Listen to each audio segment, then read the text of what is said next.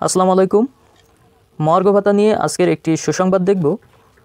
আপনারা নিশ্চয়ই জানেন সরকারি কর্মচারীরা খুব শীঘ্রই মর্গ ভাতার সুসংবাদ পেতে চলেছেন। গতকাল মর্গ ভাতা নিয়ে একটি রিপোর্ট ছিল, যেটি প্রথম আলো রিপোর্ট।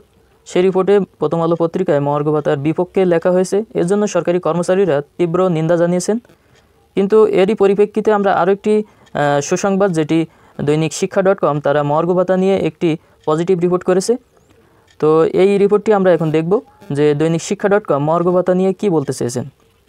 মর্গ ভাতা হোক সর্বজনীন ও বৈষম্যহীন। বিগত আওয়ামী লীগ সরকারের আমলে 5% প্রণোদনা দ্রব্যমূল্য বৃদ্ধির তুলনায় এতই নগণ্য ছিল যে তরকারি রান্না করতে সামান্য তেল যেমন পাতিলেই পড়ে ধোয়া হয়ে উড়ে যায়। এ প্রণোদনার স্বাদ কিন্তু 10ম থেকে 19তম গ্রেডের কর্মচারীরা পাননি। বঞ্চিত হয়েছেন প্রজাতন্ত্রের আউটসোর্সিং কর্মচারীরাও।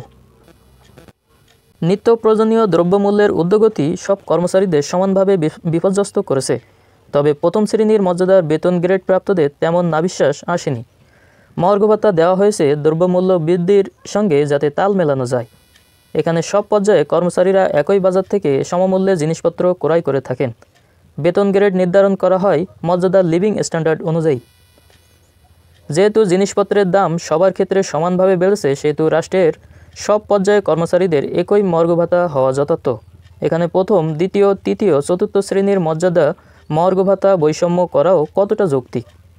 এখানে তো দোকানি শ্রেণীভেদে দ্রব্যের দাম কম বেশি রাখেন না। বৈষম্য নিরসনের প্রত্যয়ে গঠিত অন্তর্বর্তীকালীন সরকার আশা করি আউটসোর্সিং কর্মচারী শতভাগ পেনশন সমর্পণকারীদের মাসে মাসে চিকিৎসা ভাতার সঙ্গে মর্গ ভাতা সহ সব পর্যায়ের কর্মচারীর সমপরিমাণ মর্গ ভাতা দেবেন।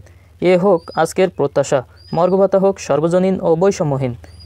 তো এখানে দৈনিক শিক্ষা.com তারা সত্যিকার অর্থে সরকারি কর্মচারীদের বাস্তব চিত্র তুলে ধরেছেন এবং সরকারি কর্মচারীদের জন্য মর্গ ভাতা কতটা জরুরি তা উল্লেখ করে এখানে তারা একটি রিপোর্ট করেছে। তো এজন্য সরকারি কর্মচারীদের পক্ষ থেকে দৈনিক শিক্ষা.comকে ধন্যবাদ জানাই। তো মর্গ ভাতার পরবর্তী সব আপডেট সবার আগে পেতে অবশ্যই চ্যানেলটি সাবস্ক্রাইব করে রাখবেন। তো ধন্যবাদ সকলকে।